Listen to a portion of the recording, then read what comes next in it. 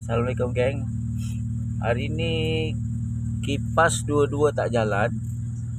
Enjin pun saya dah start. Okay. Kita on aircon. On aircon pun dah on.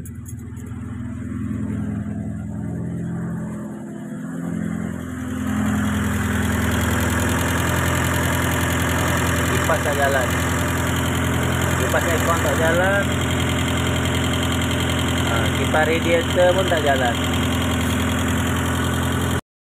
Kalau kipas tak jalan, memang kereta tak boleh bawa lah. Sebab kalau kita duduk KL lagi lah jalan jam, confirm tak boleh bawa. Kena panggil towing lah. Tapi kita cubalah yang mana boleh kita buat, kita buat. Kita tengok dekat sini, kita cek dekat dia punya. Biasanya kalau dua-dua tak jalan tu, dia punya relay masalah.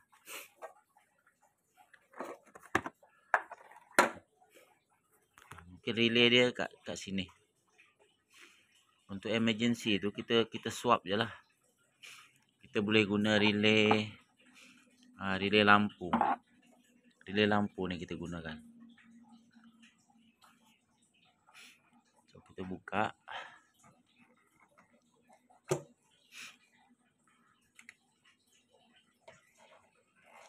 Untuk sementara lah. So kita swap.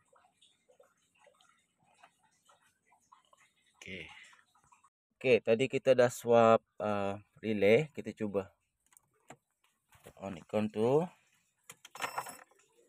Okay, kita tengok.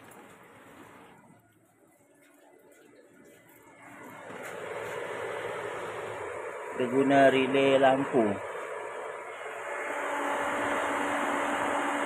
Okay. Jalan.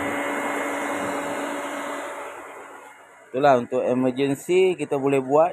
Janji boleh sampai ke bengkel kita beli relay lah. Okay.